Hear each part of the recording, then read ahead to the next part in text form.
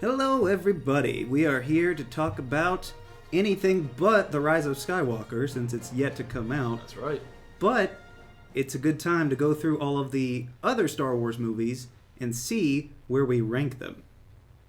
And this is kind of easy and kind of hard, because Star Wars is by far the movie series I've seen the most in my life. Just put it on in the background any random day. And so I've seen most of these movies. A whole lot. At least double digits for anything older than 2015, since Disney bought it. But we'll go ahead and dive in. This is all the movies leading up to Rise of Skywalker, so episodes 1 through 8, including the spin-offs in the Disney era as well, the Star Wars stories. Which also means that everything is going to fall in the top 10 by necessity. Right. So even the worst Star Wars movie is in the top 10 until the end of this week, anyway.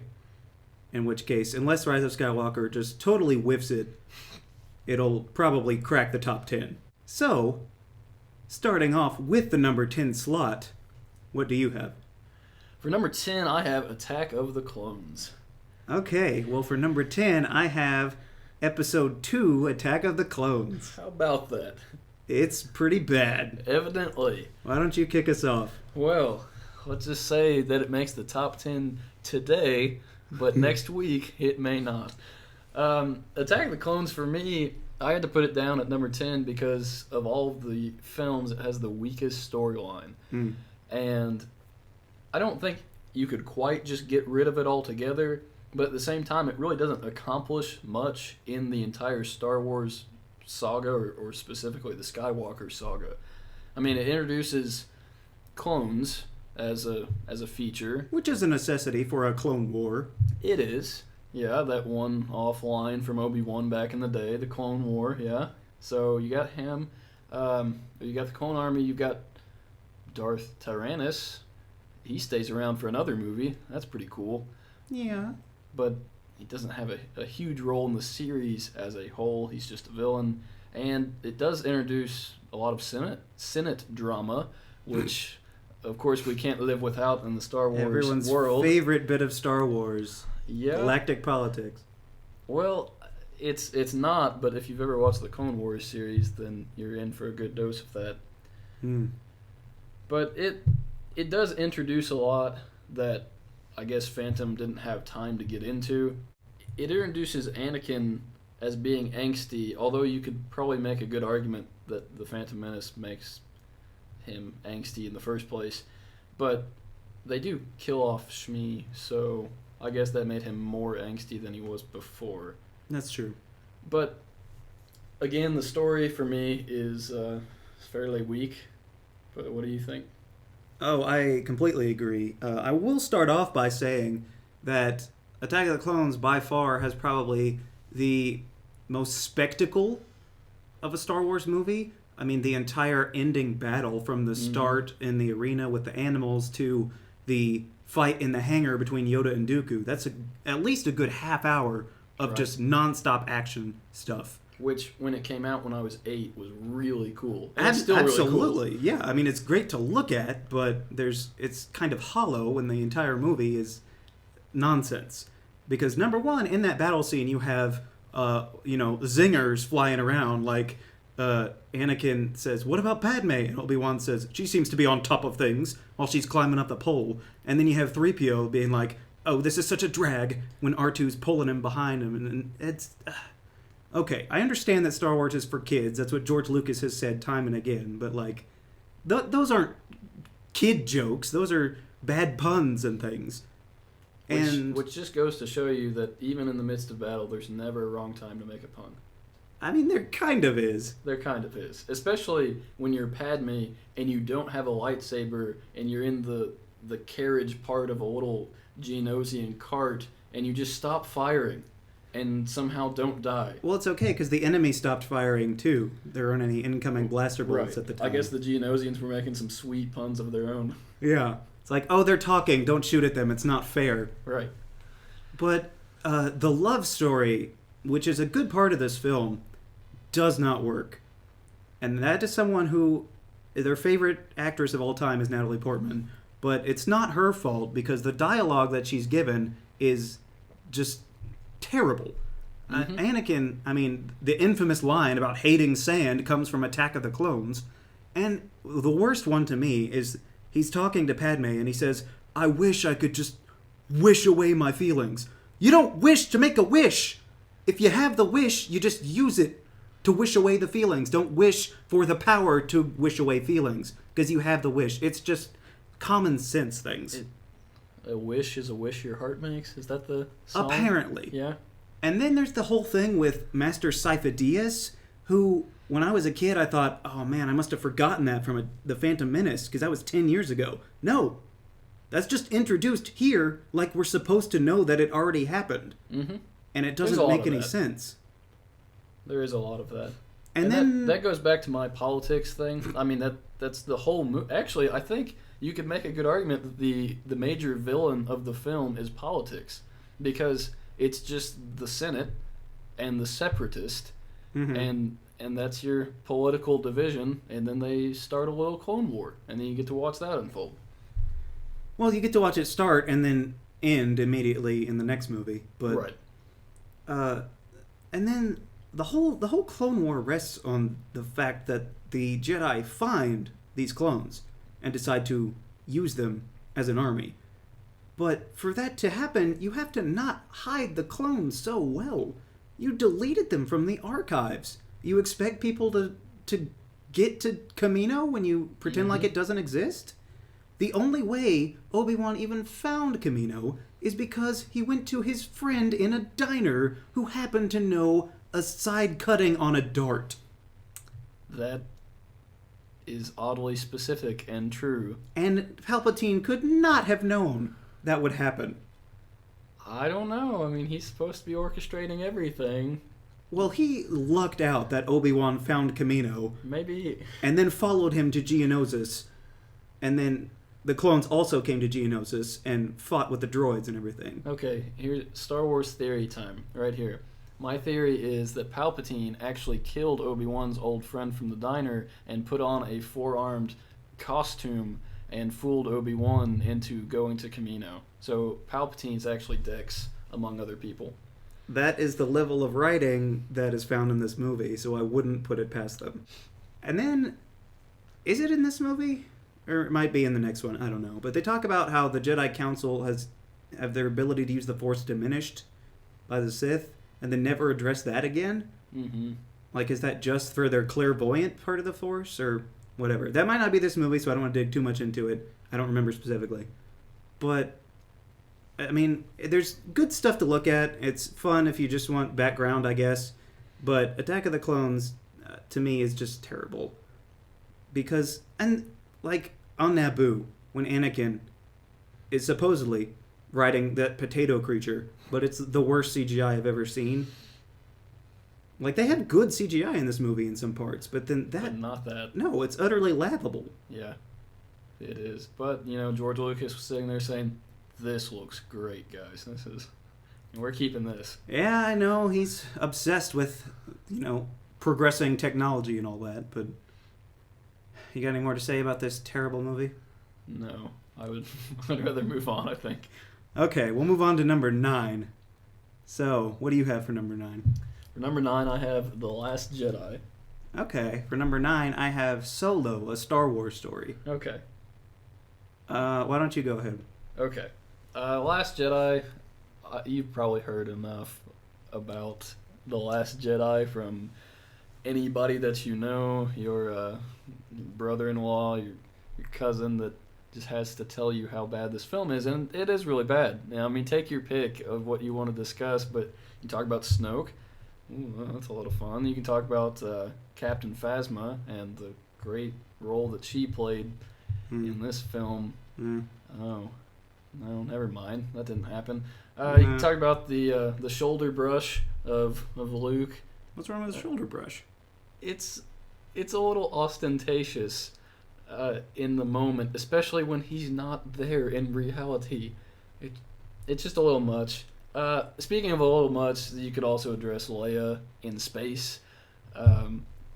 Leia Poppins, as people call it. Leia Poppins, yes. Yondu was supposed to be in that scene, but they That's true. actually cut him from it. Right. So, unfortunately, Carrie Fisher had to take the part. But I will say, for the movie, it has good action in it. I recently rewatched it and 7, and the action is actually comparably better in Last Jedi. And it's just more compelling overall than the action in The Force Awakens. That being said, the action, almost half the action is just them killing off Resistance members. Like, you couldn't fill a bus with Resistance members by the end of the film. There are so few of them left. They literally all fit in the Millennium Falcon. They did. It's pathetic. Like, I felt so bad whenever they start killing them off in the escape pods. Really? Yeah. They blew like 12 of those out of the sky or something. I know, they spent like 4 minutes while other things were going on just picking them off. Yeah. But again, the action's good, but that action's kind of sad. I do think it's probably an issue with directing, but it feels a lot more Earth than a galaxy far, far away. A lot of the jokes even in it seem like, oh yeah, I would say that. Well, that shouldn't be the case. I mean, this isn't supposed to be Earth, but it kind of feels like that. The casino planet. Yeah, Canto Bight. Yeah. Hey, I figured that would come up. It would come up. It has to come up. And for me, the planet, it's fine, I guess. It's kind of out there. Looks maybe more like it should be in the Hunger Games than in Star Wars.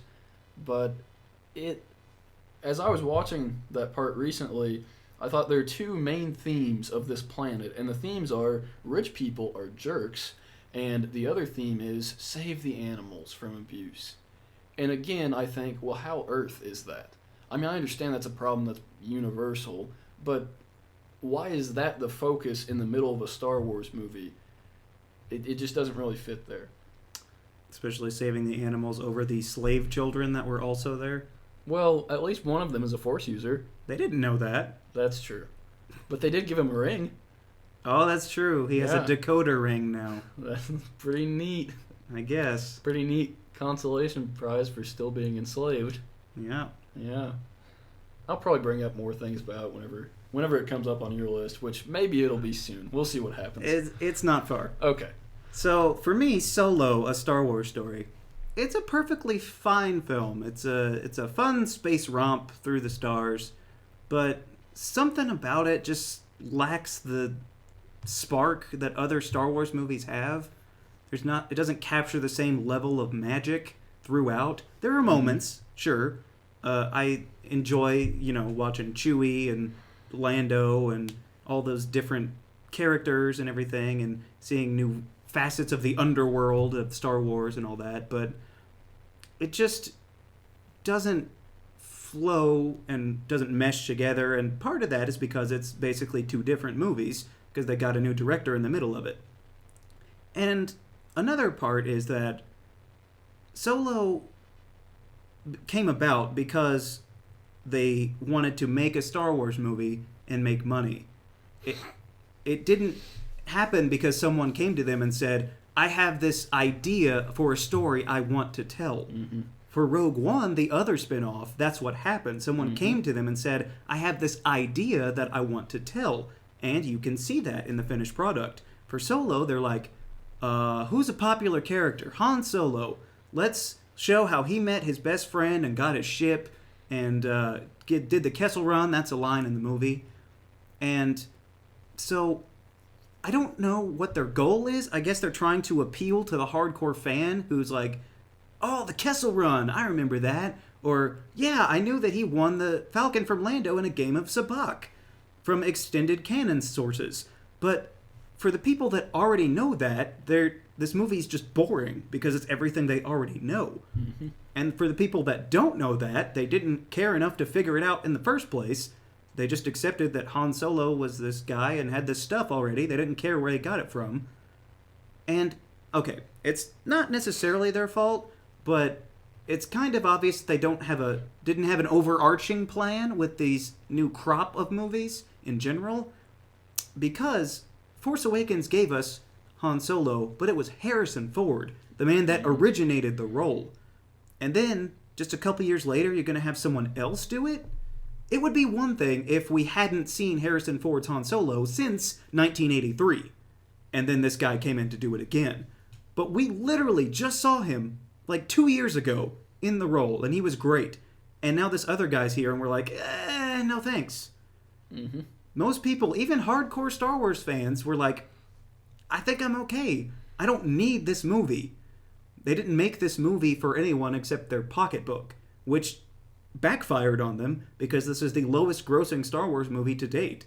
Unless you count the animated Clone Wars movie, which we're not. But that one, that doesn't count. No, it does not. Yes. But, I mean, again, there's some fun stuff. You got the Darth Maul cameo in there, so that's like the one time they've tied in the animated series like Clone Wars and Rebels into the actual movies. I liked Paul Bettany's character. I thought they should have used it more in the movie, but I realized that was a late addition of sorts.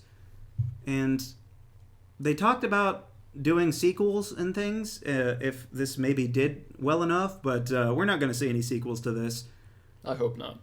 And this performed so badly for them that they almost didn't do the Obi-Wan stuff that they were doing. They were planning a movie, and now it's going to be a series, and thank goodness we're still getting it. But Solo almost killed Ewan McGregor coming back for Obi-Wan, which that was a totally different thing, like I just said. Like, it had been decades since we had seen Alec Guinness in the role, and furthermore, this was well before the time when he was supposed to be an old man. So having Ewan McGregor be Obi-Wan as a young man was fine. Solo's like, what, 10 years before A New Hope? Mm-hmm. And he's this totally other guy? Right. I don't even mean like just the way he acted or anything. He just doesn't look like Harrison Ford. He does not. I did think that Lando was good in the movie. That was pretty spot on Billy D. Williams. I also liked Kira as a character. I thought she was serviceable. Woody Harrelson's interesting, but, he's Woody Harrelson. So He usually plays Woody Harrelson. Yeah. Yeah. And, that's all I can say about Solo. It's perfectly fine. It's just not necessary. Agreed. It's one of the least necessary movies I've ever seen. And that's, no movie is necessary. Like, you won't die without it, but, like, people might die because of the Solo. So, ouch. I guess we can move on to number 8. Are you sure? You sure you're done? Maybe. I might think of more when it comes up on your list. Okay, sounds good. So what do you have for 8? Number 8, I have Episode 1, The Phantom Menace. Okay, for number 8, I have The Last Jedi. Okay, sounds good. So I will follow up your comments about The Last Jedi. I've said it before, but to me, The Last Jedi has some of the highest highs of any Star Wars movie, but also the lowest lows of any Star Wars movie. So that's how it eked out over these other two, but it can't get any higher. Because the best part of the movie is Kylo and Rey, and they're interacting with each other through their force connection and all of that. And their forced connection? Is that what you said? Well, yes. Okay. Both in terms of the story and otherwise. Yes. But, I mean, that whole arc of the movie, with Luke included, because he's integral to both of those characters. And, okay, say what you will about how Rian Johnson ruined Luke Skywalker and your childhood and all that stuff, but... Well, he did. Well, okay, but he's not the one that made Luke sit out the war. That was JJ's decision. Mm-hmm. And so if you just make Luke not help and then don't say why, don't be upset when someone else tells you why. That's all I'm saying. Mm-hmm. But that's like a third of the movie, is Rey and Kylo and that whole awesome thing. The other 2/3 of the movie, one is Poe with the Resistance people just crawling along in space, burning out their fuel until the First Order can shoot them down. And then the other third of the movie is Finn and Rose off on Casino Planet trying to find a guy to help them out, who ends up selling them out and killing more of them off anyway. So when 1/3 of the movie is great, but 2/3 is not, it's gotta be down low on the list. And it's not, again, it's not even like, oh, this isn't Star Wars to me. It's logic problems here in this script, written by adult humans. because there's literally a part of the movie where Poe is yelling at Holdo, "Tell us there's a plan, that there's hope." And she just stands there with a smirk on her face and says nothing. Right. Not, "Oh, it's okay, we're not all gonna die." And what does she get for her trouble? Mutiny. Yep. Well-deserved mutiny. Yes, that's what you get when you don't tell people that they're not all gonna die. What do you expect? Did she think that it was going to leak out to the enemy? I don't understand. Yeah, First Order spies on their ship were gonna let them know that they were going to Crate. I sure hope there weren't any First Order spies, because they just got shot down in the same. Oh, they shuttle obliterated, pods. all of their shuttles. Yeah. So sorry for the spies of the First Order, but you're done for. There's no reason for Holdo not to just say, "Hey, everybody, we got a plan. It's cool." And then Poe would be like, "Oh, awesome. Let me help you. Right. I'll do whatever it takes. I'll carry boxes. I'll pump fuel into these pods or whatever. Right. And let me not send off Finn and Rose again to find a guy who will sell us out to murder us more." Which benefited what? What was the positive result of them finding that guy? Death. Oh. Okay. Also, this isn't as big a thing, I guess, but like they had like what 3 or 4 ships when they started, and then the other ones ran out of fuel and stuff. So why didn't the first guy who was on the ship that was running out of fuel turn his around and hyperspace into them to begin with, instead of her doing it when all of the other ships were already gone? Because that's not as dramatic. Actually, why didn't they use a droid to fly the ship? Just a question. Because droids are sentient too. More sentient than Holdo? Well, not anymore. I mean, maybe. Yeah? Droids would at least tell the plan. That's true. In very literal terms. But, as I make fun of it, that hyperspace maneuver was incredibly cool. It was. To look at, and it was very innovative and, something you don't see in space. You never would see someone warp drive into someone in Star Trek. And, it goes dead quiet in that scene. And I was very impressed with the theater when I saw it, because nobody was making a sound. Everyone was engrossed into it. And, before that, they have the whole throne room scene with Snoke, and, he gets cut in half, but then they have that great fight with Rey and Kylo working together and some great lightsaber play. And then they, kind of clash again, and they go their separate ways. The whole thing about Snoke, I don't understand why people get so uppity about him. We'd know more about Snoke than we did the Emperor by the end of the original trilogy. That's true. The only reason you think you know about Palpatine is because you had a whole other trilogy of movies 15 years later. So wait 15 years for Snoke, a Star Wars story, and you'll have all your questions. Actually, unless you have a story in mind for Snoke, a Star Wars story, please don't make it. That's true. We don't need a movie where Snoke gets his bathrobe and where he gets the Praetorian Guard and all of that. Ouch. I do have to say it was kind of a waste of Andy Serkis, though. That's true. They killed him off too early in this. They killed him off too early in the MCU. He was only clawed in 2 movies. Actually, that's very similar. I mean, his role in Black Panther, he led them into Wakanda, and then whenever he had fulfilled his usefulness, he's done. Yeah. So, same thing. Kylo uses him as long as he needs him, and now he's done with him. So, Andy Serkis, sorry about your luck. Yeah. I mean, he's a fantastic actor. I just wish that he wouldn't get killed off so early in things. Mm-hmm. But I also really liked the part at the end. Some people weren't a fan of the way that Luke concluded the movie. I'm not even talking about his death. That was okay with me, too. But the fact that he wasn't actually there and was, in fact, projecting himself through the Force, I thought that was an even better way of defeating the enemy than if he had actually shown up and, lightsabered all the big, AT-M6s down with his lightsaber. I thought that was a much, much more Jedi way of doing things and made him an even better Jedi master than he found a way to fight them without fighting them. Fair enough. Do you think he'll come back as a Force ghost? Oh, he has to. I mean, in this next film. Yes, absolutely. Okay. Obi-Wan did. Right. So he's more powerful than Obi-Wan at this point. So he's got to come back.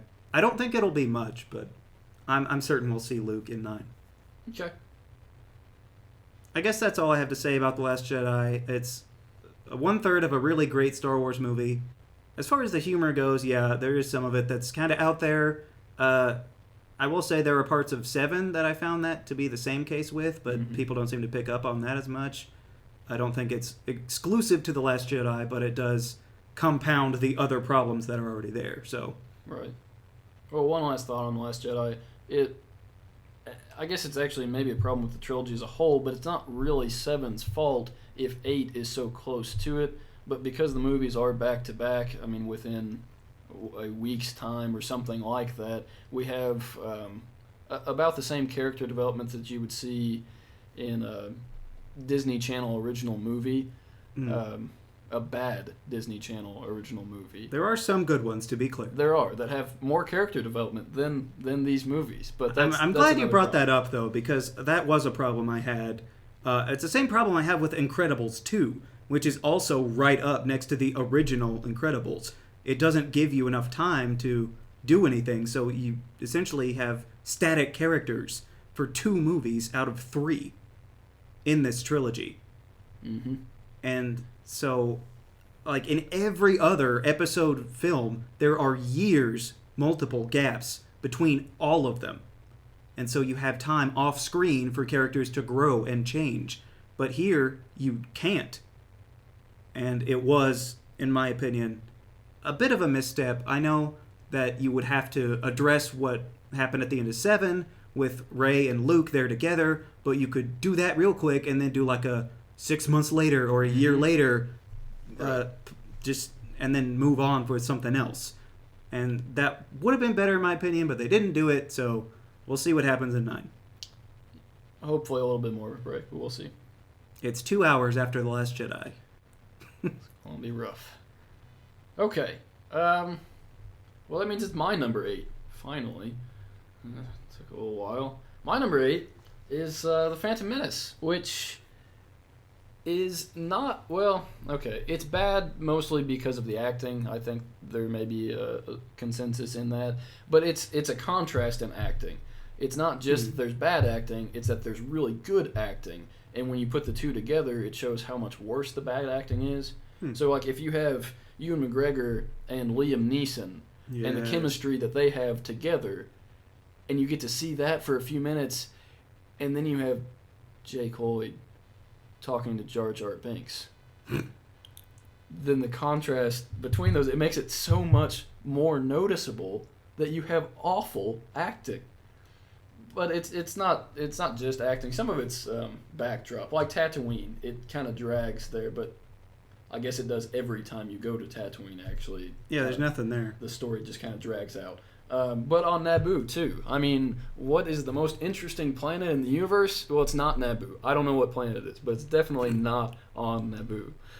Theed is cool architecturally, and the Gungans have a neat society, if a speech impediment, and that's fine, but all you have are some rich people who come in and want more power, and then you have the Naboo Royal Guard trying to take them on.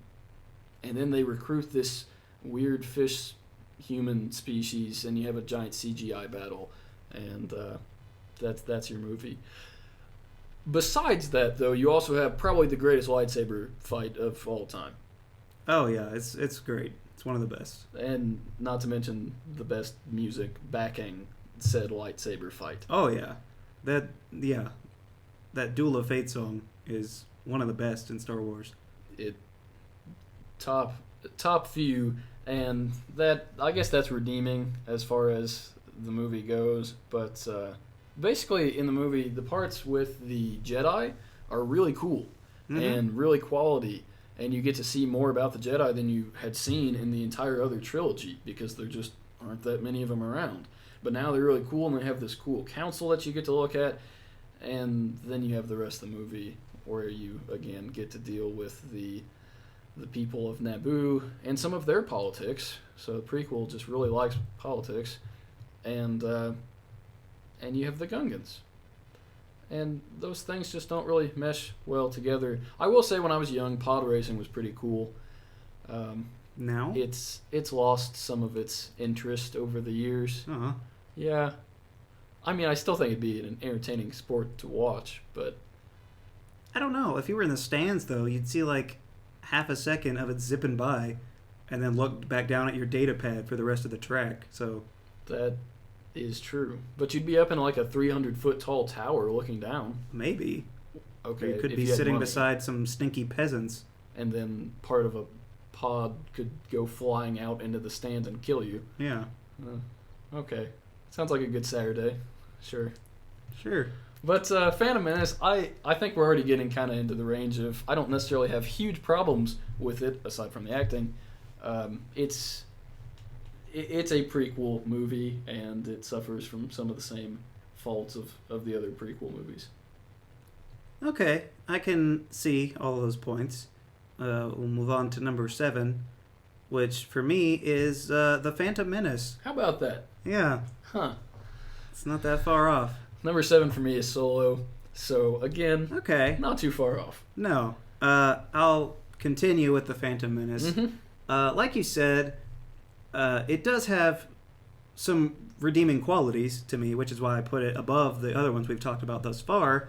Liam Neeson's Qui-Gon Jinn. This is the only time that we get him on screen That's a pity. in any Star Wars movie. Liam Neeson is a great actor, and so him being in Star Wars was amazing. And we also, this is the only movie that we get Darth Maul, who is a great presence on screen. He is very scary, says almost nothing, and so that makes him terrifying.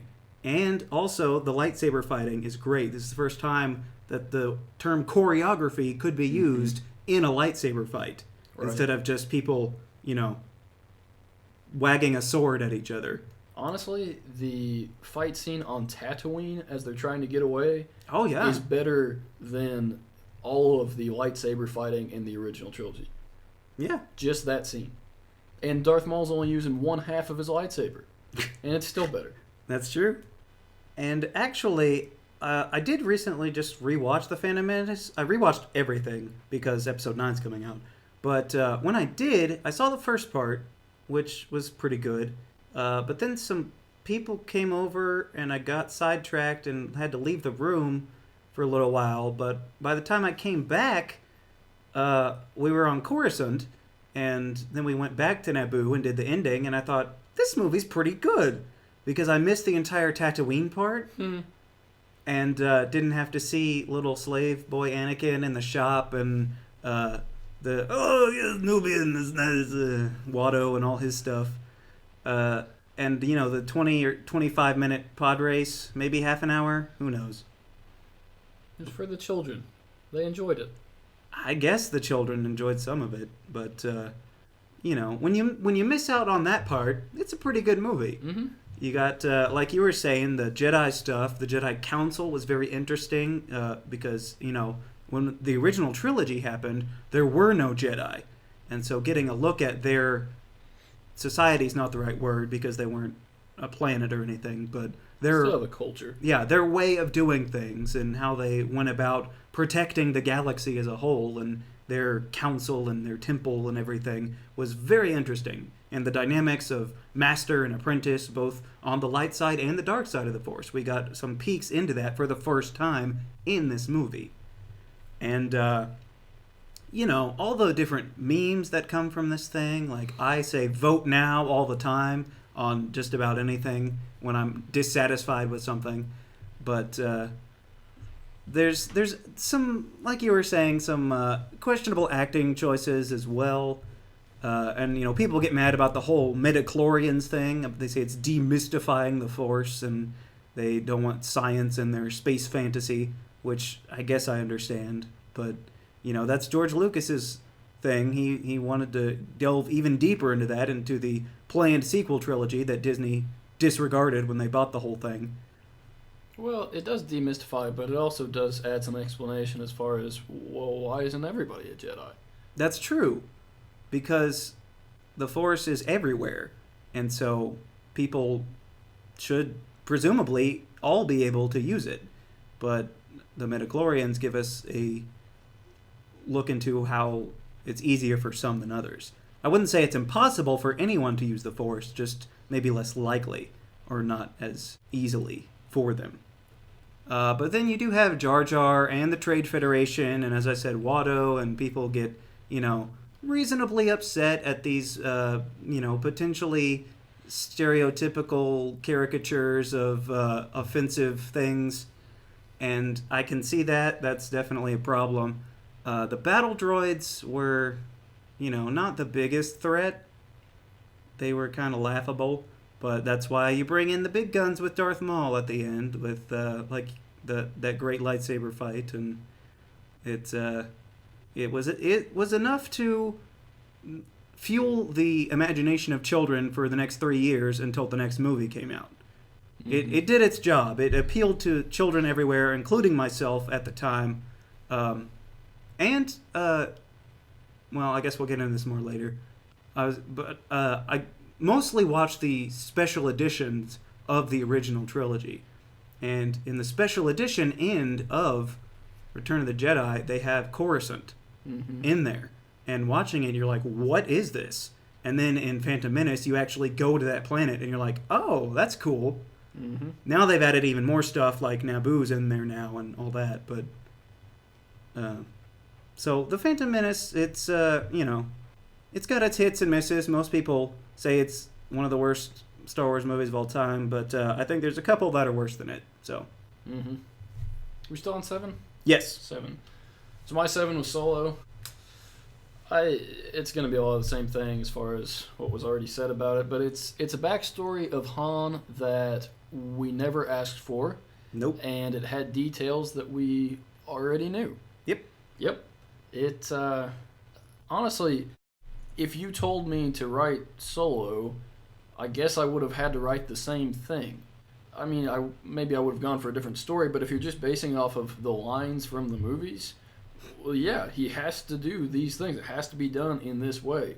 He has to get a ship from Lando. He has to make the Kessler run in, how many parsecs should we make it? Oh, wait, it has to be 12. It does. It has to be 12. It has to. So, if you round down. Right, if you round down. But it was entertaining enough. It wasn't the best Star Wars film. In fact, if it hadn't been Han Solo as the character, it could have been anything besides a Star Wars story. Maybe I heard that a lot when it came out, that people were like, if this had been not a Star Wars movie, I probably would have liked it better. Right. Yeah, and I think I'd agree with that. But like I said, it was entertaining, but it was not Han Solo. And I'm not necessarily one that says that the original actor is the only person that can play a given role, but it has to be somebody that's kind of like them in a lot of ways, and that's just not what we got. It didn't have to be Harrison Ford again, but it had to be somebody a lot more like Harrison Ford's Han Solo than it was. And one other complaint that I don't think you mentioned before was that in the original trilogy, in the prequels, in the new trilogy, and in Rogue One, you get a cast of characters that get assembled that are all heroes in their own right, and by the time you're done with everything, it's a little family that you get to look at and be like, wow, these guys are pretty cool, and they've banded together through all this. In Solo, you don't get that, and I guess maybe that's from the title being Solo, as in alone. Yes, loner. Yes, Han Loner. So, but you don't get that. You don't get the same group together. I mean, Lando's there, but he's not necessarily part of the team. Do you mean by the way he just leaves them on the planet there? Right. With Enfys Nest? Right. That kind of hurts. So, I mean, if it's... Maybe that's part of the reason it doesn't fit in as much with a Star Wars story, because it doesn't get a Star Wars caliber group together of heroes. But it has plenty of flaws. I do need to go back and watch it. It is entertaining enough to watch again, and it is still Star Wars. I will say it's pretty good background. I had it on when I was doing other stuff, and it's better than Silence, I guess. Wow, what a compliment! I know that's not a ringing endorsement, right. But you know, I mean, I guess this is better than nothing. It is watchable. I'll say that. Yeah. So certainly not trying to slam it, but it does only come in at number 7, and the more I think about it, it might come in at 8. So. Ooh. Getting a demotion. Mm-hmm. Okay, we'll move on to number 6. A demotion, just like Poe got. How about that? We're moving on from The Last Jedi as well. Okay. Number 6, I have Revenge of the Sith. Well, what a coincidence. At number 6, I have Revenge of the Sith. Oh, wow. Yeah. Another meeting in the middle. Yes. Okay, so let's talk about this conclusion to the Skywalker saga. Okay. Wait. Oh, okay. That was 10 years ago when that happened. Right. Now we get to watch its conclusion again this coming week. How about that? At least this time it won't have Hayden Christensen. Maybe. Well, we don't okay, know. Fair enough. People look down on the prequels. We've put them all lower than this one as well. But it's pretty much universally agreed that Revenge of the Sith is the best of the prequels. Mm-hmm. And I would agree. And it's not just because it's a PG-13 rating, which it kind of had to be if you're going to chop up people and burn them alive. Yeah, barbecuing humans usually gets you PG-13. Yeah, not to mention the slaughter of every other Jedi in the galaxy. Especially the younglings. Ooh, that's true. I mean, they didn't actually show that, but just the implication. If they had, we'd get an R rating all day, so... Nobody needs that. Right.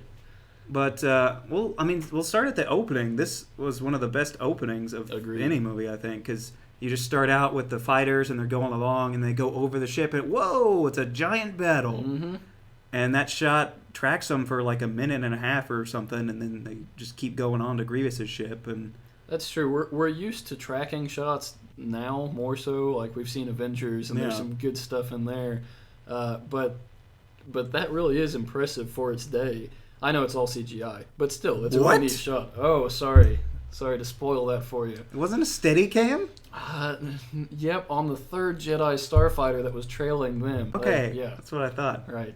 I like Obi-Wan's hair better in this one. That's a super minor thing, but I like it better than his mullet from Episode 2. That's true. His hair in Episode 2 was as bad as Harry Potter in Episode 4. Yeah. Yeah. Pretty much the same hairstyle. That's true. But I did like General Grievous. He has a good design. He was very scary. Mm-hmm. Very intimidating. Especially for a one-off villain. Yeah, which, most of them are in this trilogy. You got Maul, Dooku, and now Grievous, who is, I would say, equal with Maul in terms of being intimidating.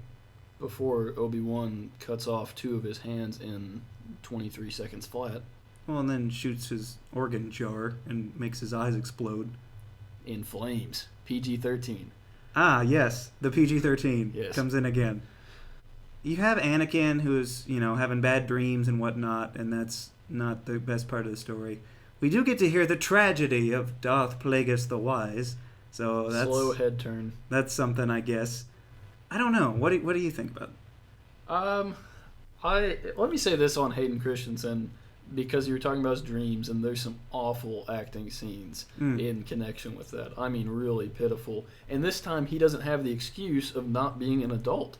I mean, this time he's a full-fledged actor, or should be, and obviously some of it has to do with his talent, some of it has to do with directing. That's true. It's rough. So I'm not going to give Hayden Christensen a pass on his acting for this movie. But the movie as a whole, for me, it fulfills a gap in the story. And obviously I know it had to do that from Episode 2 to Episode 4, but it does it pretty well. That's true. It does a lot of filling in not a lot of time. No, I mean, the movie probably takes a couple weeks or so. Not even that, probably.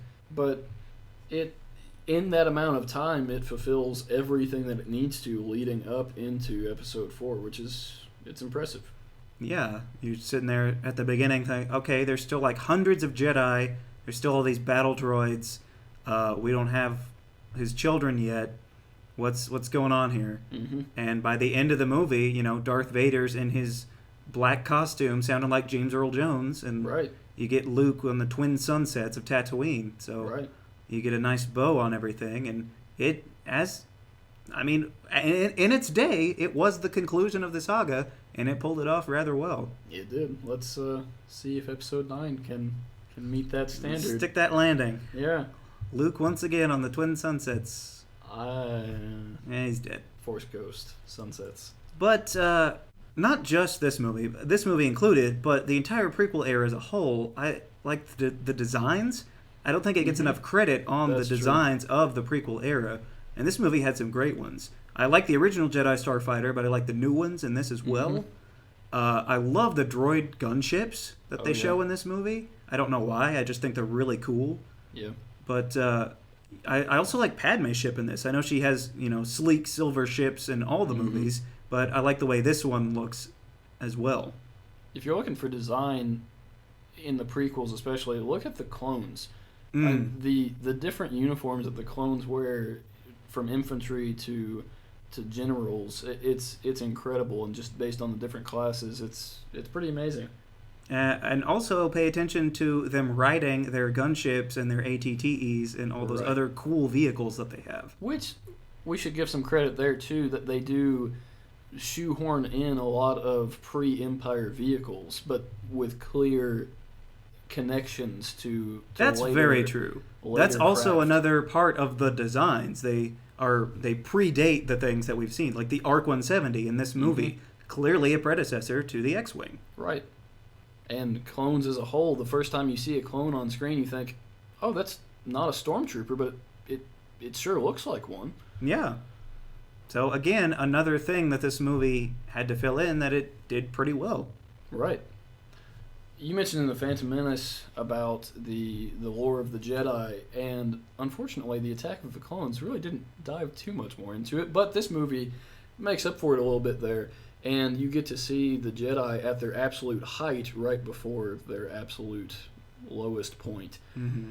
But the Jedi in this film are the most impressive that we see them, except for the 3 that get killed by Palpatine in 20-something seconds of screen time. Yeah, that's rough. That's real rough. Who was that again? Master Kit Fisto. Right.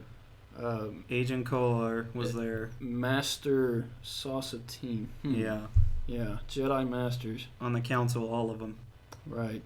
That, Mace Windu survived. Sort of. Until, his ally came in and cut his hand off. Wow, how about that? Star Wars cuts off a lot of hands, don't they? Yeah, it's like poetry. It rhymes. So George Lucas says. Right. Yeah, that's okay. That scene could be better. Talking the other day with, and you can easily fix that sort of thing. Mm-hmm. But I do think Palpatine does a good job around that scene, though, with the way that he handles it. Hayden Christensen, again, not the best in the scene, but I do think the Emperor, or soon-to-be Emperor at that point, does a good enough job. And then, you get into the fights between him and Yoda, and between Obi-Wan and Anakin, and that fight on Mustafar is something else. As pitiful as some of Hayden Christensen's acting is, his lightsaber choreography, it's out of this world. Yeah, there's a reason they showed that time and again in the trailers leading up to the movie, because, again, we know from history that Obi-Wan fought Vader on a lava planet, and that's why he's in the suit. And so getting to see that on screen is, lived up to that legend much better than anything in Solo did. Right. Also, let me say for Obi-Wan in this film specifically that I've never wanted to be a Jedi more than after watching Obi-Wan in Episode 3. What specifically made you want to be a Jedi? Everything about... the confidence that he shows. Like, whenever he goes to Utapau as the lone Jedi there, and not even... That's true. he has reinforcements in the upper atmosphere, right. But he is there by himself, going to take on Grievous and Grievous's entire occupying army. Pretty cool stuff. That's true. And not to forget the man behind the role. His acting in this is as well as can be done, and I think very good in general. Mm-hmm. I believe him when he's on the banks of the lava river shouting at Anakin about how he's let him down and everything, and how he was his brother. And how he has the high ground, and so it's over. Listen, you got to get that high ground. That's true. Always look for the high ground in life. As much as we should appreciate the designs in the prequel era, we should not forget the memes that we get from it as well. Absolutely. That is a well that is worth going to again and again. And will never run dry. Never. It will never run dry. How fortunate for I us. quote the prequels more than I even think about it. It just comes out of my mouth before I even realize, oh, that's from one of the prequels. That is true. That might be a bad thing, but at least it's there for you. Yeah. So, Revenge of the Sith, the best of the prequels, and dare I say, not that bad in general. And solidly number 6 as far as Star Wars movies go. Solidly so. Yes. So, let us move on to the top 5 Star Wars movies of all time. And now it starts to get controversial. Perhaps. Alright, so at number 5 I have A New Hope, which is the first of the original trilogy to show up, which means pretty good things for the original trilogy. That's true. If they're all in the top 5 out of 10 movies, that's pretty solid. That's true. For number 5, I have A New Hope. How about that? It's like it's a sequel to the one before it. Almost. I guess there is one movie in between, actually, but we haven't gotten to that one. No, we have not. Originally known as just Star Wars. Correct. This movie is now called A New Hope, Episode 4. Which is helpful in distinguishing. It really is. You can't just call it Star Wars anymore. Right. Because there are soon to be 11 of them. Right. But this movie, no bones about it, broke ground in cinema. Mm-hmm. It created so many just cinematic tricks and tactics of filming and that sort of thing. It used models and puppetry, and it created the blockbuster. I mean, there was Jaws before this, but people were lined up around the block to see Star Wars. Mm-hmm. I mean, the cultural impact of this one film alone cannot be ignored. Right. And besides just the cultural impact, there's, of course, the fact that it is the foundation of everything else that we get to talk about, because without it, there's nothing. There's no Star Wars universe, which would be pretty sad. So we're happy to have this beloved classic film. Right, absolutely. There's plenty in here to enjoy. There's the opening with, that giant Star Destroyer coming over the top of the screen, and then you follow the droids down on Tatooine, and you get attached to these not even human characters, but you don't even think about that after a while. You're just in on the journey with these droids. And then they run into Luke, and then you run into Obi-Wan, and then you run into Han to run away from the Empire, and then they all try and go save Alderaan, but it gets blown up. So, how about that? But, there's a reason that it's down here. There is some things holding this movie back. Like, one of the bigger things for me is, if you go back and watch this original movie, Darth Vader, one of the greatest movie villains of all time, is barely in it. Mm-hmm. Like, it could be argued that the main antagonist of this movie is Grand Moff Tarkin, and Vader's just the hired muscle in the back. That doesn't make it sound very appealing. No. I mean, all respect to Grand Moff Tarkin. He was very good in the role, but he's no Vader. Right. It'd be like having General Hux as your lead villain rather than Kylo Ren. Right, which would be a joke. Right. But that being said, the Empire was very imposing. All the different big, like the Death Star itself was a giant moon-sized space station that could blow up planets. I mean, you've never seen anything like that before in a movie. Some of the other challenges, though, that come with it are just challenges from the time, or the time that's elapsed since then. Because it, being true to the 70s, has an extremely slow pace. That's true. For the film. That's Not to mention the 70s hairstyles throughout.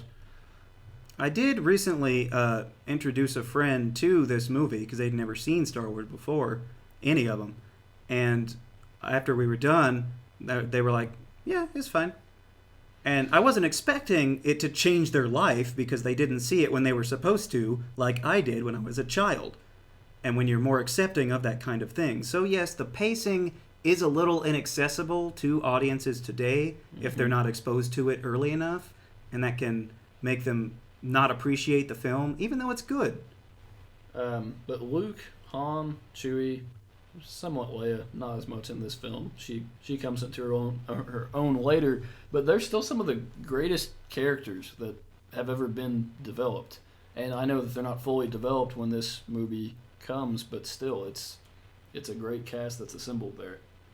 Absolutely. Leia, in particular, she is varied in this movie in that it seems like in some scenes she has like a British accent or something. I don't know. Maybe that's just me, but it doesn't seem like she's, completely got a handle on herself. Granted, her planet blew up and all that. I understand that may drive people into grief of different accents, and she seems a little, she's a little more abrasive in this film than she is in other ones, and I think that's another thing that's, again, her planet blew up, so I guess maybe you could say that, but... It's a rough Tuesday. Yeah. Yeah. It's a very rough Tuesday, you would say. Right. Also, we have Obi-Wan in the film, and not that Obi-Wan's not great in the film, but I think we appreciate him a lot more after the prequels, and especially the sacrifice of himself that he makes to his former apprentice, or very young Padawan, as the case may have been. That's very true. The early sacrifice of Obi-Wan does sort of undercut his character in this trilogy, but having the backstory now of the prequels does inform that decision and make the lightsaber fight, which again, newer audiences won't appreciate as much because the choreography would be considered lackluster. The prequels give that emotional weight behind it, and those two revisiting each other for the final time. Mm-hmm.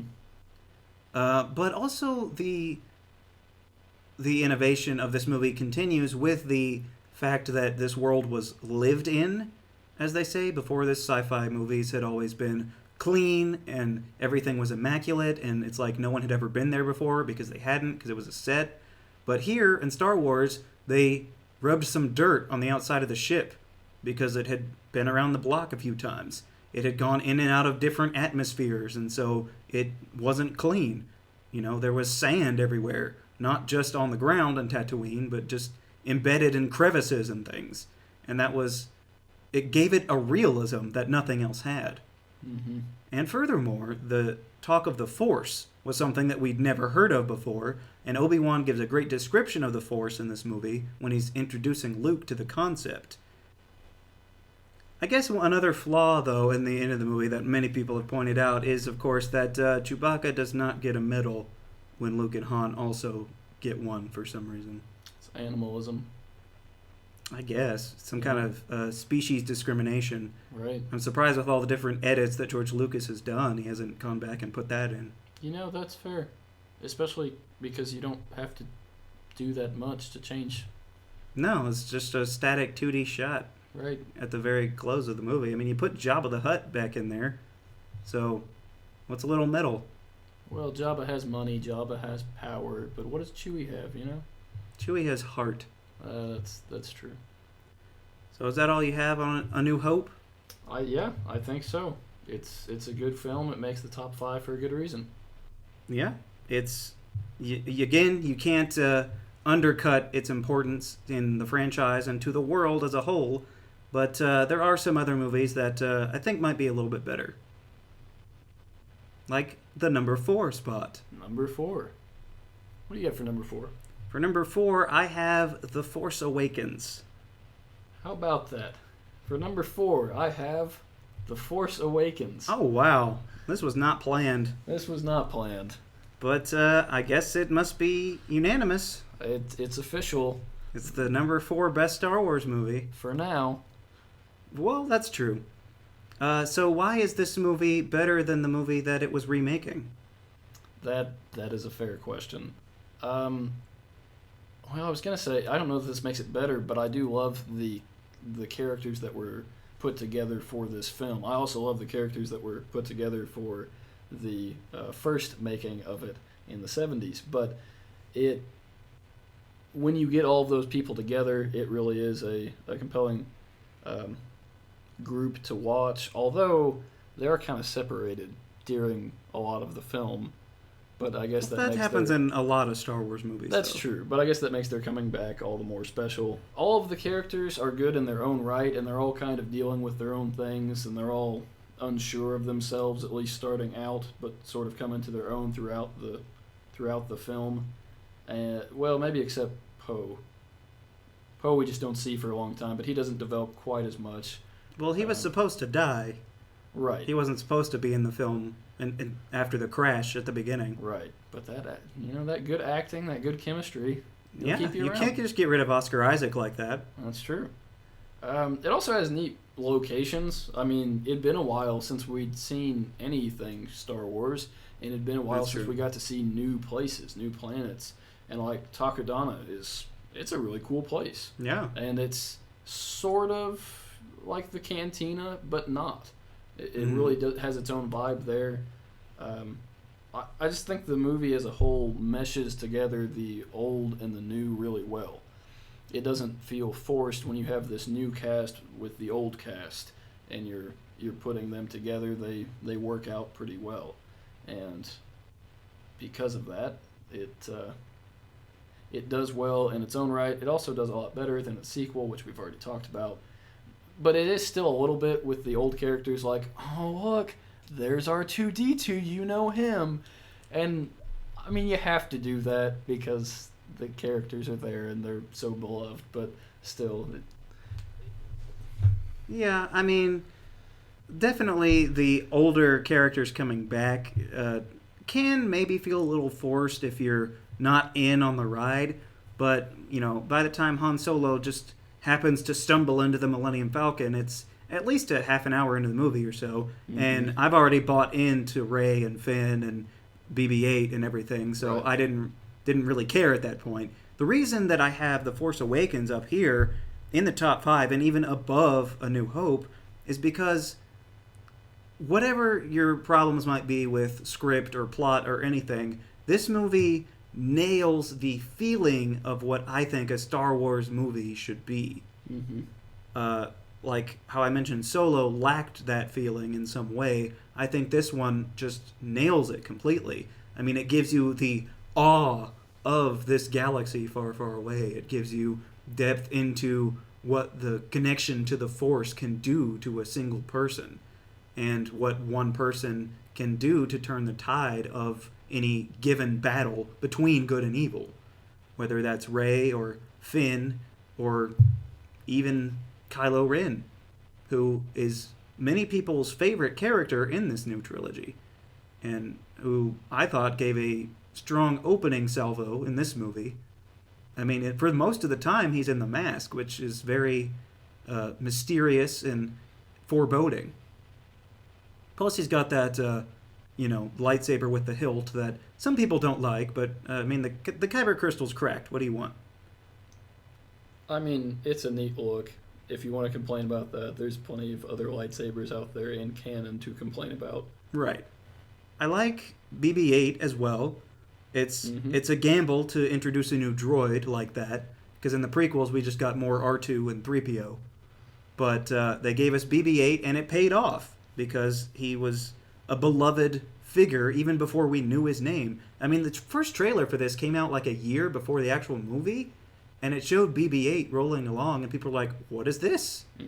I need to know about this. Oh, and I need to buy a toy of this as soon as it becomes available. And they did. They did. Many a toy was bought. And this movie itself, like you said, it had been a while since we'd seen any Star Wars, and so this movie was an absolute phenomenon.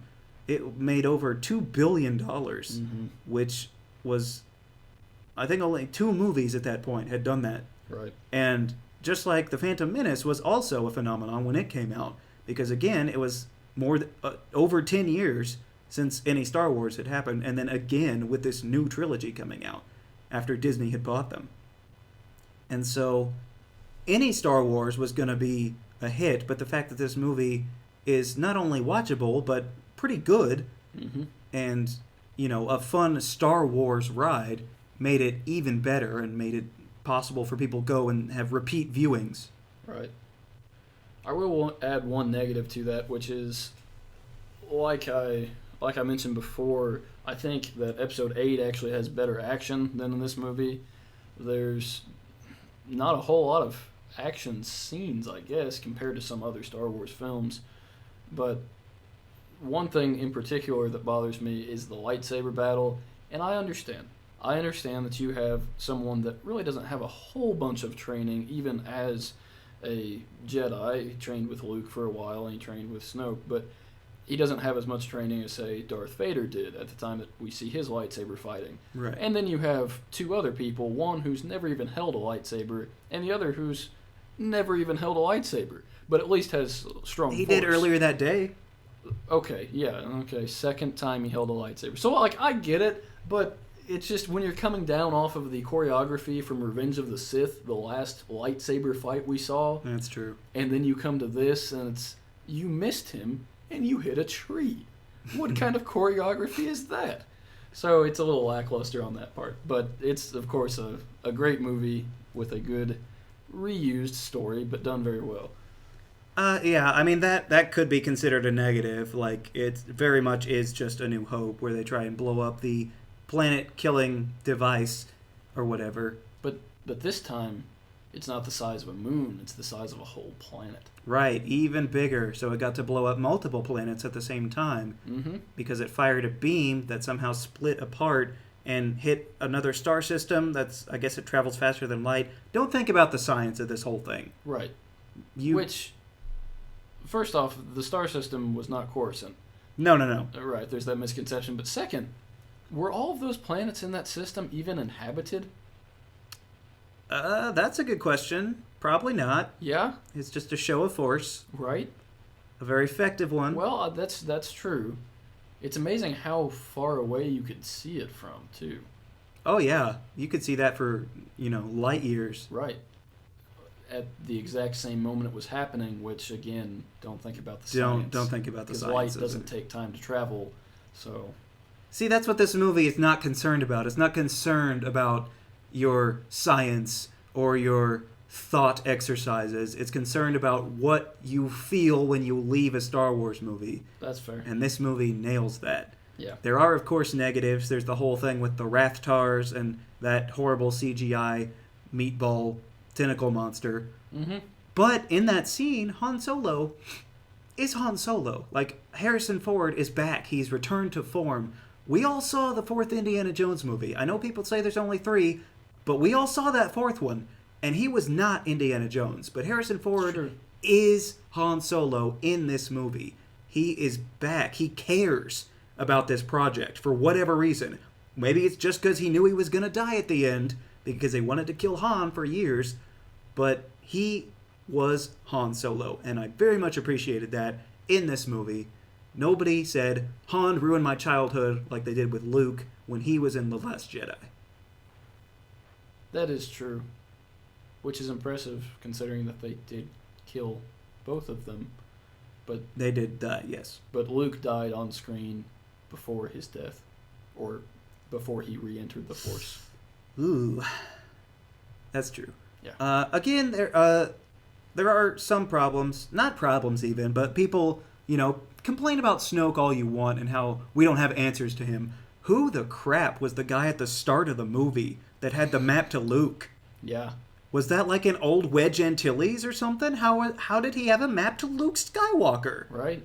And he's like, Leia's always been a princess to me. And then he talks to Kylo Ren like, I knew you before the dark. Who's this guy? Right. I don't care about Snoke. Who's this guy? He seems to be some Force-sensitive person from Alderaan. But, I mean, where's the answers to that? I don't know. Why didn't he die before now? And how does he know all this stuff? Do people not care about those answers just because he immediately got cut down by Kylo? Well, so did Snoke if you watch Episode 8. Right, but people are up in arms about that, and nobody cares about this guy that they know nothing about. That's true. And furthermore, how did Maz get Luke's lightsaber? So many mysteries. Again, J.J. Abrams directed this. We shouldn't be surprised at mysteries. He loves his mystery boxes. And his screen flares. Yeah, not as many flares in this as in Star Trek, thankfully. But Chewbacca in this, loved it. He was great. Han Solo, again, was great. 3PO had some great zingers.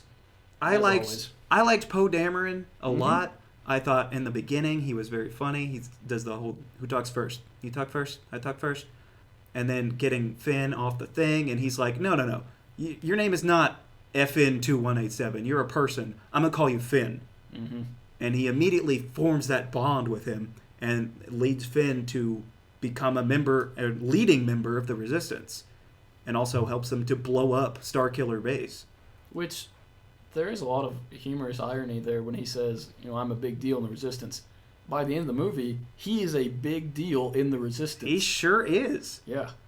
General Leia Organa comes up to him and is like, "You're so brave. Thank you." Granted, he didn't really earn it at that point in the film. Right. But he did by the end. Right. Pretty good stuff. Rey in this movie, again, say what you will about her being a Mary Sue and she's too good at everything, whatever. I loved the fact that with her being so good at everything, she didn't throw it in your face that, and I'm a girl. Right. Because that is such an easy trap that most movies fall into. She just did it, and it was because she was her. She was a person. Her gender was superfluous to anything that was going on, and I very much appreciated that. That's a fair point. We've seen other movies that haven't taken that road, and they don't work out as well. It feels forced, so. It feels forced because it is forced. Like the one that is Awakening in this movie. Number 4 Star Wars movie of all time. Obviously. So, we'll move on to number 3. Number 3. At number 3, I have what a lot of people would probably consider to be the greatest Star Wars film, which is Empire Strikes Back. Okay, so I don't feel so bad then about my number 3, which is Rogue One, A Star Wars Story. All right. I'll go first, I guess. This this one-off Star Wars movie is an interesting experiment that could have failed miserably, and some would argue did the second time. But the first time, this movie, I think, for what it is, hit it out of the park. I mean, not only did it make $1 billion, so obviously they did something right, but this movie is the first of any Star Wars live-action film that is not within the Skywalker saga. I mean, it does take place within the time of that saga, but there are no important major characters in this film that are in any of the other ones. The character that is in this film the most, that is in another movie, is Grand Moff Tarkin, who is a CGI recreation of the guy that we knew before. And then there's Darth Vader and Bail Organa and Mon Mothma, but those are very small parts compared to the rest of the film. And this movie feels like an old war flick, like an old World War II or World War I even, where, they're on this mission and they got to get a message or something to the front lines, and by the time it's all over and said and done, they realize we're not going to make it through this, but we can still do our job. And I thought that was incredibly powerful. People when they were going into the movie, they're like, well, how come none of these guys are in any of the other films and we never saw them in the Rebellion? Well, it's because they all died. Right. They bit it. Yeah. Everyone. So, good luck with your Rogue One toys. I guess you can play prequel stuff with them. Aww. Yeah, before the actions of the film take place. But I really like this dynamic cast of characters. Like you were saying before about assembling a team of heroes, you have Jyn Erso, who is reluctant at first, but by necessity. I mean, her parents were ripped away from her when she was a child, and she's basically on the run. She was raised by that crazy guy, Saw Gerrera, who abandoned her. But then you have Cassian and K2SO, who is an amazing character in this movie. Everyone's favorite, or one of their favorites. And, they may not remember him now, but if they go back and rewatch Rogue One, they'll be like, oh yeah, this is the reason I love this movie. This droid is great. I also like Chirrut and Baze. the guardians of the wills. He's clearly Force sensitive, but not a Jedi. And he's one with the Force, and the Force is with him. And so he's... Did you pick up on that? Yeah. Yeah. It's very subtle. Right. But if you listen really carefully, you can understand that he is one with the Force. And the Force is with him. Right. Yes. But you were saying about the humor earlier in like The Last Jedi and how it didn't work. It does in this movie because it's what people would call quote unquote Star Wars humor, in that it's kind of timeless. Like Chirrut, after he faces a bunch of stormtroopers and then more show up and Baze blasts them all, he's like, "The Force protected me," and Baze says, "I protected you." And then other things that K2SO says, he's just making observations. Like, it's not any culture-based humor. Right. He's just saying, like, well, how come she gets a gun? And then Cassian looks is like, what? How do you have a gun? And then K2 says, "Would you like to know the likelihood of her using it on you?" He said, "No, just fly. It's high." "Yeah, I get it. It's very high." Never tell me the odds. Exactly. And we might as well go ahead and talk about the Darth Vader scene at the end of this movie, because, he showed up earlier and gave Krennic talking to, who, by the way, sidebar on Krennic, he was a very good villain as well. He looked the part of an Imperial, and he was very stately, and Ben Mendelsohn just did a great job in the role, I thought. But Vader, at the end of this movie, it's not very long. It's like not even a full minute probably. But he puts on full display why he has earned his terrifying reputation. He just cuts through those rebel soldiers like it's nothing. Rebel scum. Absolutely. There are some weak points to this film. Like I said earlier, I'm not a fan of Saw Gerrera. Forrest Whitaker's fine, but he's like weird and crazy and has a raspy, weird, cut-off dialogue pattern. And then there's the whole Bor Gullet thing where he interrogates the Imperial prisoner and says he'd make him go mad, but then he's perfectly fine like 15 minutes later. Also, there are some moments in the movie that could be considered forced fan service. Not nearly as much as Solo, but like, the guys from the cantina show up and he's like, "Oh, you better watch yourself." And it's like, how are you here in Jeddah? It's getting blown up in like 10 minutes, and yet you're going to be in the cantina? Like, does your shuttle leave now? Evidently. Apparently. But an unsung part of this movie, I feel, is the music, because it's not John Williams. But I think they did a very good job on the music in this film. Go back and listen to the soundtrack, if not rewatch the film. It's pretty good. Jyn Erso, specifically, I liked her as a character a lot. I am sad that we aren't able to see her in anything else. Maybe she could possibly show up in the Cassian show. I mean, she can't meet him because they didn't meet until this film. But, she could have a cameo or something, meet somebody else. The middle part on Edu is a bit, a bit slow at times. And her reunion with her father is cut short because they're in a battle, and I understand that, but I feel like that could have been handled a little better. But on the whole, once this movie kicks into final gear, where they go back to the rebel base, she gives a speech about hope and rebellion and all that sort of thing, and they're like, "Forget it, we don't need you all, we're going to do it anyway, we're going to Scarif, and we're going to get those plans, and we're coming back." And then they go to Scarif, they get those plans, and they don't come back. They don't come back.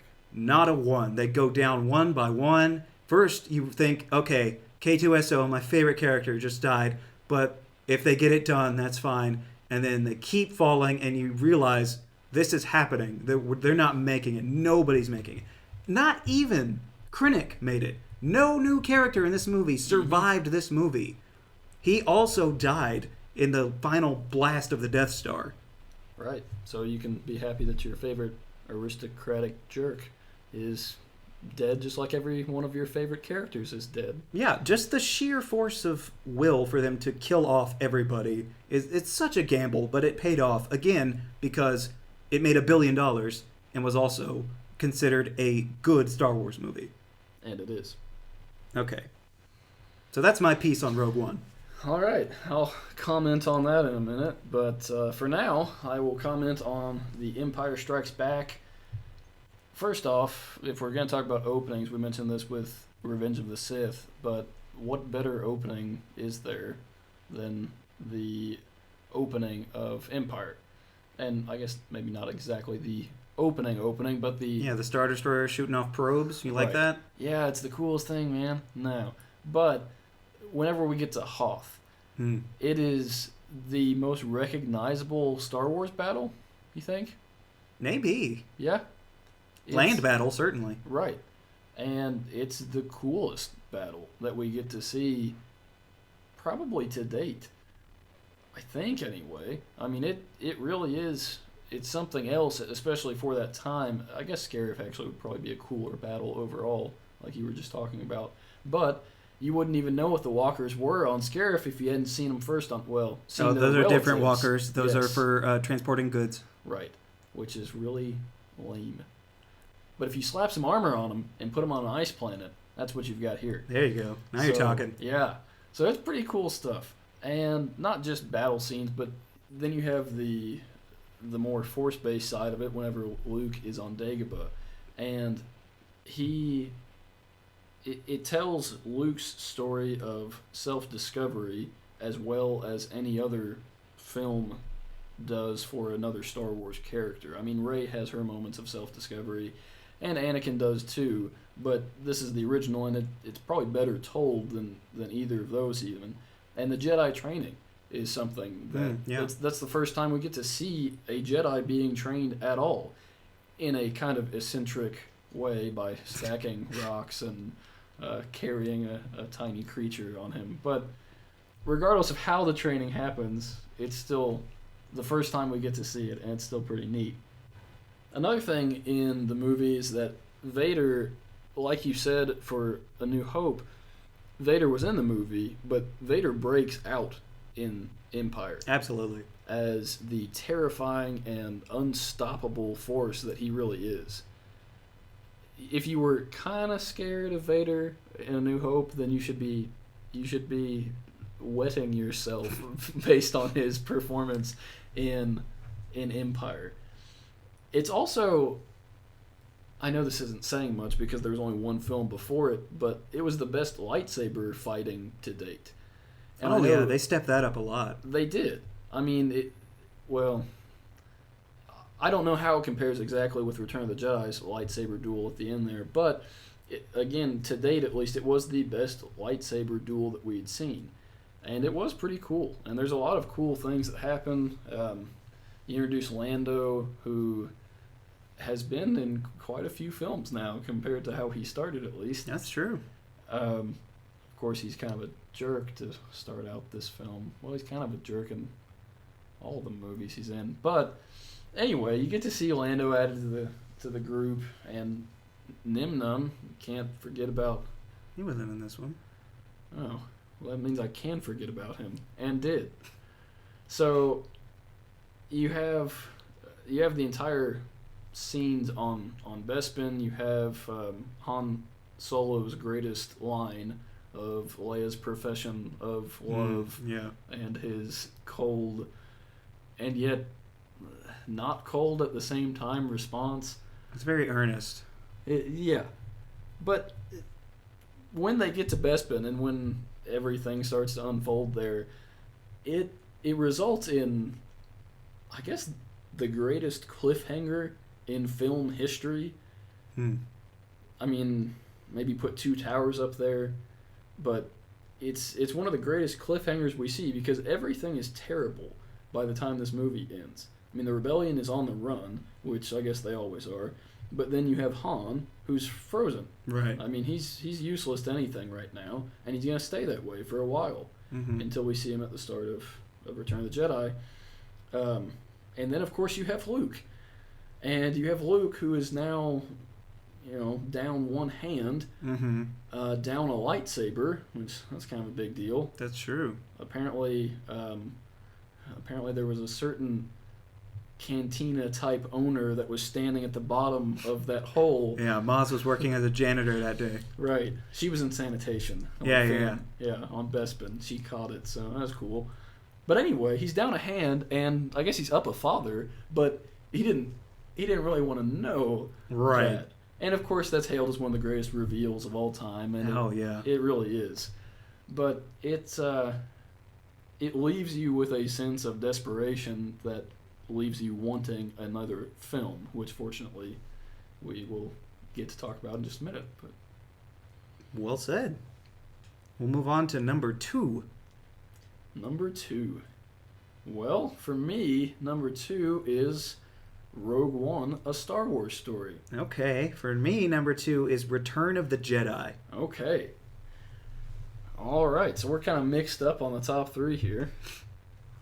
Why don't you go ahead and finish up on Rogue One? Okay.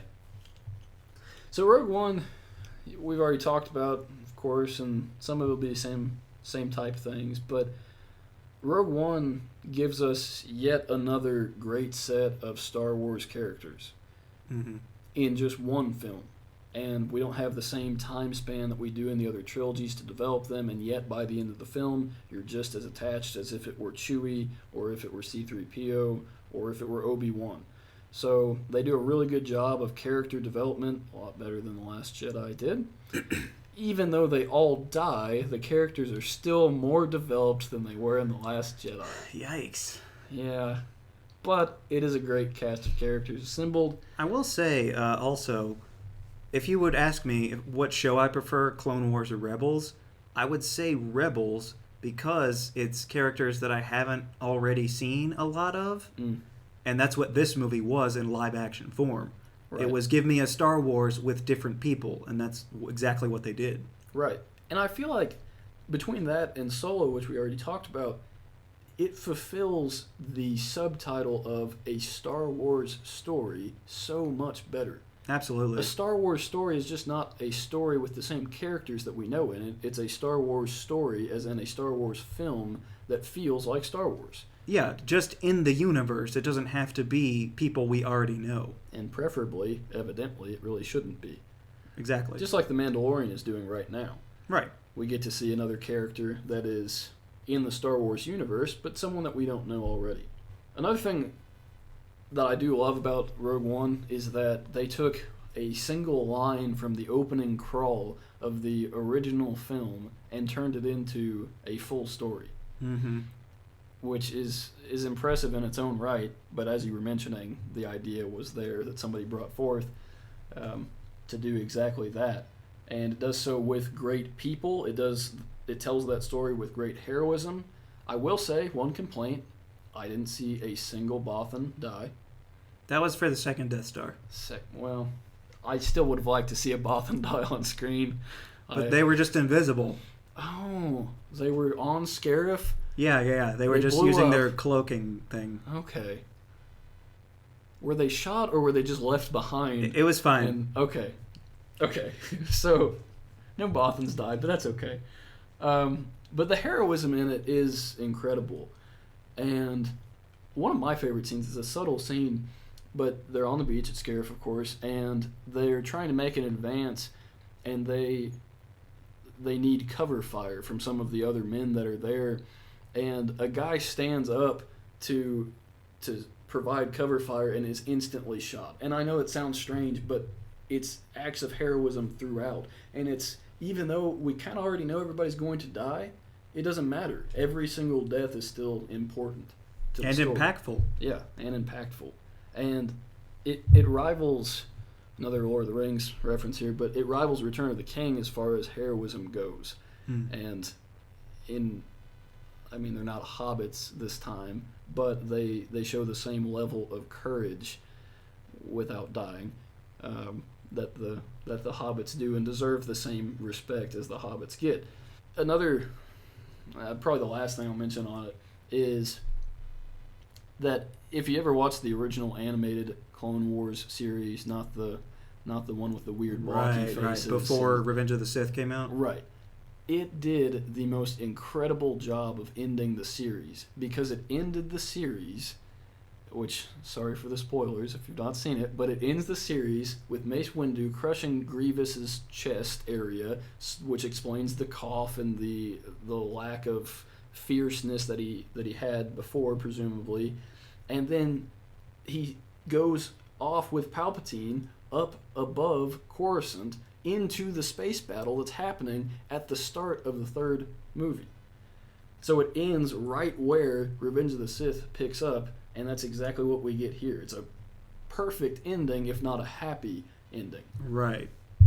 You can literally just put this on and then immediately watch A New Hope. In fact, I heard someone say that their favorite trilogy in Star Wars is Revenge of the Sith, Rogue One, A New Hope. That's pretty solid. So I would agree with all that. Rogue One is definitely a great film. But my number 2 is Return of the Jedi. It is the conclusion of the original trilogy, the close of the Skywalker saga, if you will, the first time around. Like I said before, my most viewings of this film is the original special edition. So yes, this does include the song number in Jabba's palace, but this is pre-Hayden Christensen Ghost at the end. So that's where I'm at in the film. People complain sometimes about the Ewoks in the movie and how it's the original Gungans and they ruined Star Wars. But again, George Lucas affirms that Star Wars is for children. When I was a child, I saw this movie, saw the Ewoks, and enjoyed it. They have some slapstick humor, but it's nothing that ruins it for me. It's character-based humor, so it makes sense that the Ewoks are doing this. It wouldn't make sense if 3PO was doing it, but since it's the Ewoks, it makes sense to me. Return of the Jedi starts off great. Like you were saying about Empire, it's another great start of a Star Wars movie. You just have this whole mission on Tatooine at Jabba's palace for a good half an hour or more, and don't even worry about the Empire or anything. It never even comes up. You're just rescuing Han Solo from the clutches of this giant mafia slug. And, the reveals that people are slowly coming in, because you have 3PO and R2 going in, and then, oh no, Chewie's brought in by a bounty hunter. Oh wait, Lando's here, he just uncovered his face. And then the bounty hunter comes and unfreezes Han. Oh, it's Leia. And then Luke shows up. But, okay, Luke showing up is a curveball back in the day. We know now, because we've seen it 100 times, but he shows up in this movie dressed in all black, wearing a hood, and force choking some guards. So you're like, is Luke a Sith now? What in the world is happening? And then he, goes and fights the Rancor, and that whole thing is cool and awesome. And they have some great chemistry right off the bat when they bring everyone in front of Jabba, and Han's like, Luke, is that you? He's like, yeah. How we doing? Same as always. Not bad, huh? Just little things like that. And then, of course, the Sarlacc pit and that whole number and the action scene. Boba Fett does go out like a punk. I understand that's upsetting to some people. But, what did he do in the last movie? Oh, nothing? Okay, cool. Moving on to the Rebellion, which I really liked seeing a lot of Rebellion people in this movie when they're just talking about the Death Star plans that the Bothans did die for. Right. There's 100 people in that room, or it seems like it at least. And then you see Mon Mothma and Admiral Akbar. You see actual leadership in the Rebellion, aside from bearded white guy in the original film. Right. But the whole thing with Luke and him going off by himself to face Vader, he just turns himself in, and him and Vader just talk calmly on a causeway. Vader checks out his new lightsaber, and he's like, okay, that's pretty good. And he's like, well, I gotta turn you over to my master now, son, sorry. And then they go up to the station, and the whole time Luke's just like, nope, you're gonna do the right thing, I can feel it. And then Palpatine gets Luke there, and he's like, oh, this is a trap, young Skywalker. And the Death Star's actually workable and starts blasting ships and everything. But I like how the plan works. Luke is on his own thing. He's not part of the plan, really. But they need Han to do his job down on the surface in order for this whole armada up top to blow up the Death Star. Right. And so, complain about the Ewoks all you want, but this is a very important mission that they have here on the forest moon of Endor.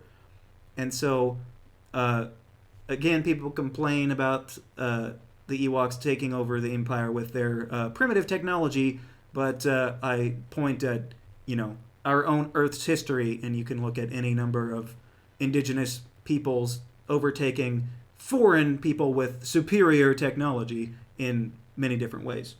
Lando is a ship commander in this. He's back in the Falcon, or in the Falcon for the first time that we've seen him, but we know it used to be his ship anyway.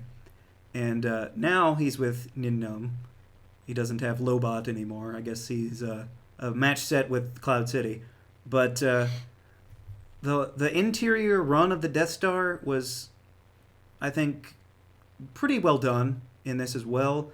It provided an interesting level in Lego Star Wars as well, if we're bringing that into the equation. Mm-hmm. But the Emperor himself was, as I said before, not explained. We didn't need to explain him, but he was a very foreboding presence. He was creepy. He was old and gray and shriveled, and just spouting evil proverbs all the time. And he gets under Luke's skin, and Luke grabs his lightsaber and, makes a swinging blow at the Emperor, but Vader stops him. And then the whole thing where they fight, and Vader figures out that he has a sister in Leia, and he's like, well, maybe I'll turn her. And then that sends Luke over the edge, and he goes after Vader and eventually cuts off his hand. And then Palpatine tells him to kill his father, and he's like, nope, I'm a Jedi, just like my father. And then Palpatine's like, nope, you're dead, and starts shooting him with lightning. And then Vader's like, okay, I guess I will do the right thing, and sends him flying down the shaft. And then they have the whole thing where he takes off his helmet, and they have that great moment between father and son for the last time. He says, tell your sister that you were right about me. And then, they go back down to the surface. They've had their battle, on Endor. They had the doors opened up with the Chewbacca stolen AT-ST and that whole bit of fun. They had the speeder bikes chase earlier in the movie, too. But then they have the celebrations. Well, everyone is looking at the fireworks and dancing. Luke is off by himself having a funeral for the renewed Anakin Skywalker that has come back to the light side of the Force and then is shown to be a Force ghost. Again, in my version, it was not Hayden Christensen. It was Sebastian Shaw. Not the one from X-Men, the actor. But, it's just a fantastic wrap-up to the trilogy. Mm-hmm. I always leave feeling inspired and hopeful. Again, with the special edition version, it had the different song, but I do like that song. Every time I listen to that song, I feel like I can do anything. I can topple an empire as long as I have my friends with me. And, of course, it's a trap. You mean the line, it's a trap? Yeah, that's in this movie. You're saying that that's one of the greatest parts of the movie? I think so. Admiral Akbar is a great character. Okay. Fair enough. Okay. So, we'll move on to the number 1 Star Wars movie of all time. All right. Apparently there's no consensus on that. But if you've been keeping track, then my number 1 top Star Wars movie of all time is The Return of the Jedi. And mine is The Empire Strikes Back. All right. So we previously discussed both of these, but we will discuss them a little bit farther. I just talked about Jedi, so why don't you continue that train of thought? Okay. So with Jedi, the Sarlacc scene for me is one of the greatest moments of excitement still in the series. All the, like you were talking about, all the different people that you get to see revealed. And then whenever Luke jumps off the plank and everything, and that's it. Just, I mean, still, I know I guess it's meant for children, but it's still exciting regardless of your age. And like, I wish I could go back and watch that scene again for the first time, and see all of the reveals and think, oh, that's Lando right there, and maybe this will work out. Not because of Lando. Lando's he's not gonna save the day, but the day will be saved. This movie also, we were calling Episode 7 a remake of Episode 4, which it is, but this one, storyline-wise, kind of is another remake of A New Hope. Just because they had another Death Star, Yeah, just because they have another Death Star, which, mind you, is a little bit bigger, if not complete. So they kind of scale it up every time they build a new one. Right. So next time they're going to have a Death Sun, like it's actually going to be a whole star, or the size of it. That's my guess. But they make a second Death Star, but it's just as cool as the first time they blow it up. And maybe even more cool. So they do a good job with that. Indoor, I mean, I love the Ewoks as a child, like you were saying. They're meant for children. They're basically moving teddy bears. Yeah. Which is cool. And Indoor was the coolest thing, like in my entire childhood, that you could climb up in. Every child wants a tree house, and they lived in the trees. Like, yeah. With all the swinging rope bridges and everything, was very neat. But I'll also say that Indoor is the bane of my existence in every video game it's ever been in. The Lego Star Wars levels of Indoor, awful. Battlefront, you can't even find where you're at. Yeah. It's awful. But it was really cool at the time. And of course the movie completes the trilogy, which means that it completes Darth Vader's story arc, which is the greatest redemption story arc of all time. Mm-hmm. And you've seen him for 2 movies now be as evil as anyone could be, and force choking people and killing people indiscriminately. And now you have him realizing who he actually is and who he was all along. And it's taken him a long time to come to that, but it's good to see. Of course, that story arc, the redemption, does seem to be lacking a little bit now, if the Emperor's still alive. Well, we don't know anything yet. Well, sure, but we do know that he laughed, so we'll see what happens. But for me, this movie embodies the spirit of a Star Wars movie more than any of the rest. And I guess that's why it's my number 1 Star Wars film, because it pits the weak against the strong, which is always the resistance, the rebellion. It's always the little guy versus the big guy. It's good against evil, and it's a story of redemption and one of friendship. Okay, yeah. I mean, I had it at my number 2, so that's not too far off. I mean, I agree with all that. I just think that the number 1 spot for most people out there would be The Empire Strikes Back, so I guess you could say that I'm just, caving to peer pressure. But I do think it's a fantastic film, and as far as Star Wars film, I think it is one of the best. Mm-hmm. As you were saying, the beginning in Hoth is great. You have a lot of good character work. Luke gets attacked by the Wampa and then has to get rescued by Han. And then there's the whole fight with the snowspeeders and the AT-ATs and all that. And they do get split up, as you were saying in some previous entry. But it makes sense.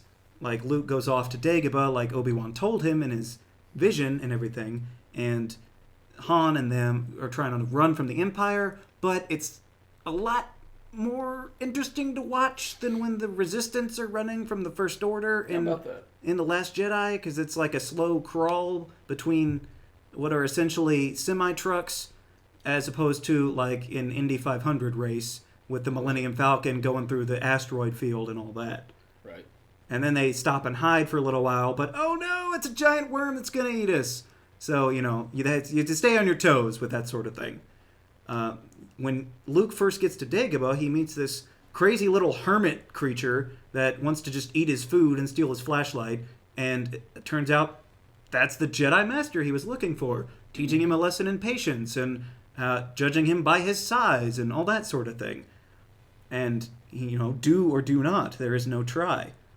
And Yoda's like, hey, why don't you lift your X-Wing out of the swamp? And Luke tries and he says, yeah, that's impossible. And then Yoda does it with ease. And he says, that is why you fail, because you don't believe that it's possible. And then, of course, he goes down in the pit and fights Vader, but it turns out it's actually himself. He's literally facing his inner demons. As you were saying, he has a great character arc in this film. Mm-hmm. Then, of course, you get to Cloud City, and, you think, okay, cool, everything's fine, and we're all going to work out.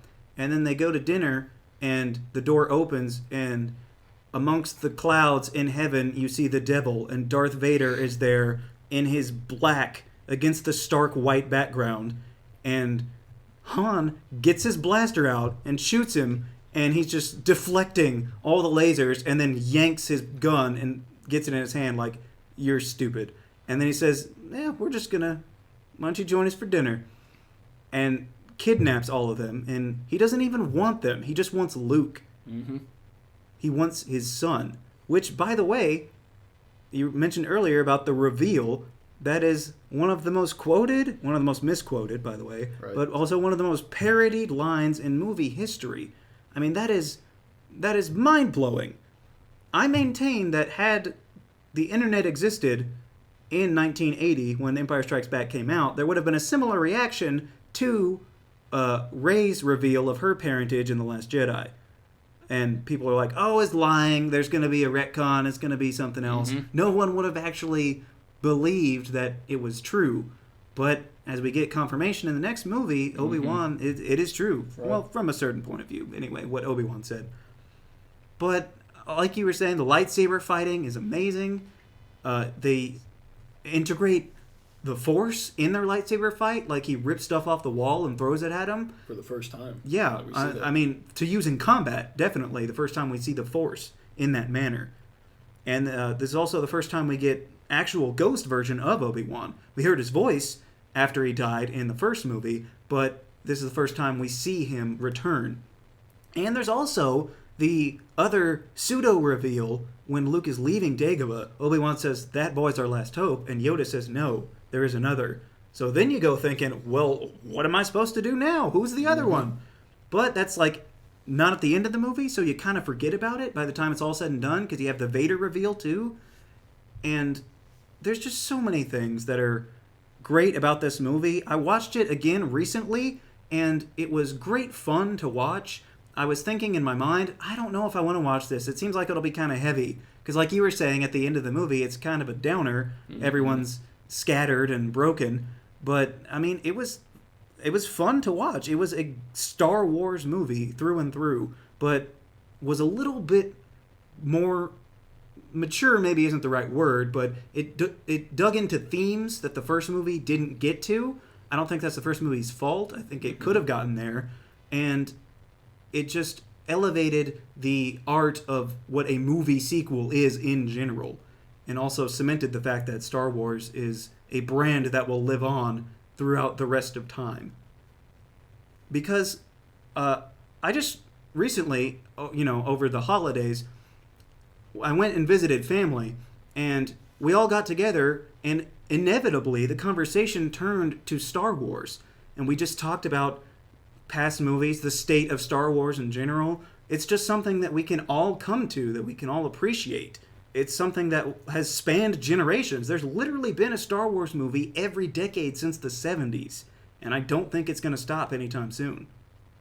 No, not at all. It's a cultural phenomenon that is apparently enduring, and now that Disney's behind it, it's certainly going to endure. Well, they have kind of pumped the brakes on movies. We don't know when the next actual movie is coming out after Rise of Skywalker, but there are plenty of shows that are coming down the pipeline. Mm-hmm. Which, just out of curiosity, just for fun, where would you put The Mandalorian if you were to include it in this list? For me personally? Yeah. Good question. I'd say it's a good question if anyone wants to comment an answer to that question if you made it this far in the video. But it would definitely rank above Last Jedi. So I would say it would at least knock out A New Hope at number 5 for me. It would definitely be top 5. Yeah. I'm looking through. I'm seeing Solo. It definitely beats Solo. Beats Phantom Menace, and I don't know. It may rank between Revenge of the Sith and A New Hope for me. Okay. Yep. I mean, it's not finished yet either. Right. So we'll wait and see how that might change. If they kill off a certain baby character, then it drops to number 11 or 12 on the list. Yeah, negative 52. Right. It's out of here. Yeah. But that is the ranking of every Star Wars film to date. It will soon be outdated, but that's fine. I will go and see Rise of Skywalker at least 3 times, probably in the theaters. Yep. How many times will you see it? What are your rankings? Let us know down in the comments. And also, may the Force be with you. Always. Cheesy, huh? I thought it was all right. Okay.